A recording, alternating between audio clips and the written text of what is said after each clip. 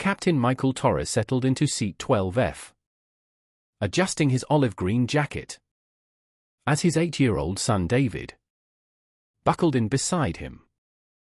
The afternoon flight from Denver to Atlanta was packed, filled with the usual mix of business travelers and families heading home after Thanksgiving weekend.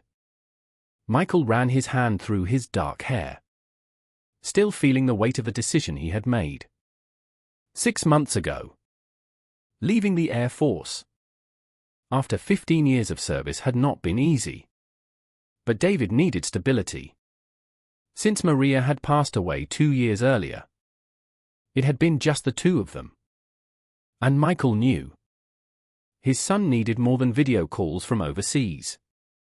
"Deployments, Dad, look at those jets," David whispered, pressing his face against the small airplane window as they taxied past a formation of military aircraft visible in the distance. Michael smiled, remembering his own childhood fascination with aircraft. "Those are F-22 Raptors, son. The most advanced fighter jets in the world." A woman across the aisle glanced over with interest. She appeared to be in her late 30s, with blonde hair pulled back, and wearing a professional navy blazer. She'd been working on her laptop since boarding, but now she closed it and leaned forward slightly. "Excuse me," she said politely.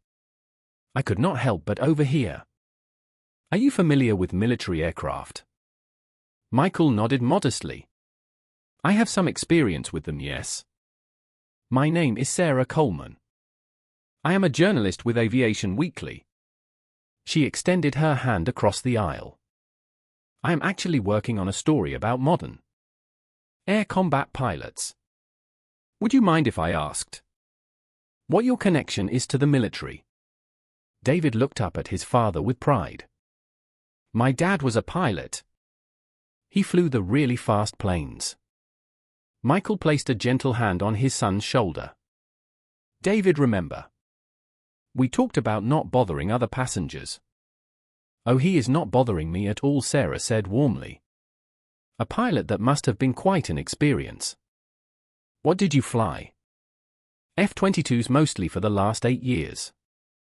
Michael replied simply, his voice carrying the quiet confidence of someone who had mastered one of the most challenging professions in the world. Sarah's eyes widened. "F-22s, those pilots are among the elite of the elite. There are only what?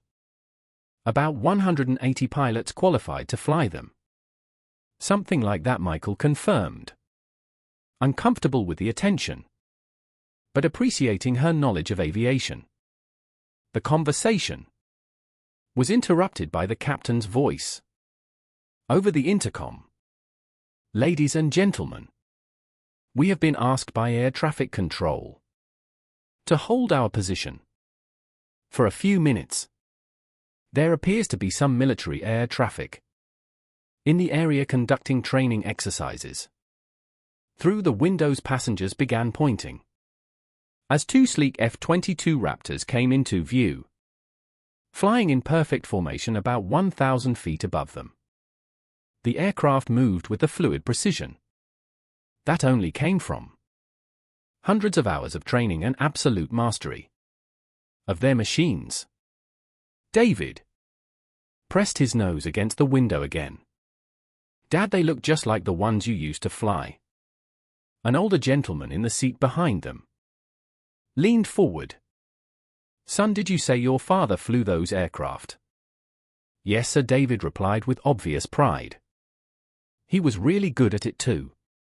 He has lots of medals and everything." Michael felt heat rise in his cheeks. "David, please. We do not need to discuss this with everyone." But Sarah was looking at him with new interest. "I apologize for prying, but what was your call sign?" "In my research, I have learned that F-22 pilots often have rather distinctive ones." Michael hesitated. His call sign was not something he shared casually. It carried weight in certain circles, recognition that sometimes brought unwanted attention. But there was something genuine about Sarah's curiosity. And David was looking at him expectantly. "Phantom," he said quietly. The reaction was immediate and unexpected. A man several rows ahead, who had been reading a magazine, suddenly turned around. He was wearing a casual button-down shirt. But something about his bearing suggested military background. "Did someone just say Phantom?" the man called out. Sarah looked confused. "Is that significant?" The man unbuckled his seat belt and made his way back toward them, his expression a mixture of disbelief and excitement. "Sir, forgive me, but did you say your call sign was Phantom?" Michael nodded reluctantly. "That is correct. Major Tom Bradley, F-16 pilot stationed at Shaw Air Force Base," the man said, extending his hand with obvious respect. "Sir, I have heard stories about Phantom. The Red Flag exercises, the combat missions over Syria. You are a legend in the fighter pilot community." Other passengers were beginning to take notice of the commotion. Michael felt increasingly uncomfortable with the attention. But David was beaming with pride. "What is Red Flag?" Sarah asked, her journalistic instincts fully engaged. Major Bradley looked at Michael for permission before answering. "Red Flag is the most realistic air combat training in the world. Phantom here holds the record for most simulated kills in a single exercise. 17 enemy aircraft in 5 days. No one has come close to matching it." An elderly woman across the aisle spoke up. "Young man, are you saying this gentleman is some sort of hero?" Michael shifted uncomfortably. "I am just someone who did his job. No different from any other service member. With all due respect, sir." Major Bradley continued. "What you did during Operation Desert Shield was extraordinary. When those Iranian fighters engaged our reconnaissance aircraft, you single-handedly—" Major Michael interrupted gently but firmly. "I appreciate your kind words, but I would prefer not to discuss operational details in a public setting." David tugged on his father's sleeve. "Dad, what is he talking about? What did you do?" Michael looked down at his son, seeing the curiosity and pride in the boy's eyes. "How do you explain to an 8-year-old that sometimes good people have to do difficult things to protect others? Sometimes, son, pilots have to make very quick decisions to keep other people safe. It is part of the job." Michael admitted. "Flying was not just what I did, it was who I was. David is my priority now. He has already lost one parent. I was not going to risk him losing another." David reached over and took his father's hand. "I am glad you came home, Dad. I missed you when you were gone." Michael squeezed his son's hand, feeling the familiar tightness in his throat that came whenever David mentioned missing him. During deployments, the captain's voice came over the intercom again. "Ladies and gentlemen, we have been cleared for takeoff. Flight attendants, please prepare for departure." As the plane began to taxi toward the runway, Major Bradley stood up. "So it has been an honor meeting you. If you ever decide you want to get back in the cockpit, even as an instructor, I know a lot of people who would jump at the chance to learn from you." Michael nodded politely.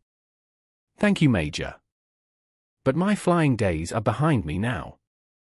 As Bradley returned to his seat, Sarah leaned across the aisle one more time. "Mr. Torres, I know you value your privacy. But would you ever consider sharing your story? Not the classified details, but your perspective on service, sacrifice, and what it means to be a hero. I think people need to hear voices like yours." Michael considered her question as the plane lifted off, the ground falling away beneath them. Through the window, he could see the F-22s in the distance, still conducting their training exercises. Maybe someday, he said finally. But right now, my most important mission is sitting right here, beside me. David looked up at his father with adoring eyes. Dad, when I grow up, I want to be just like you. Michael felt his heart swell, with both pride and responsibility. Then be kind, be honest, and always put family first. The rest will take care of itself. As the plane climbed toward cruising altitude, Michael Torres, the man they called Phantom, held his son's hand and watched the clouds drift past the window, knowing that sometimes the greatest acts of heroism happen not in the sky, but in the quiet moments when we choose love over glory.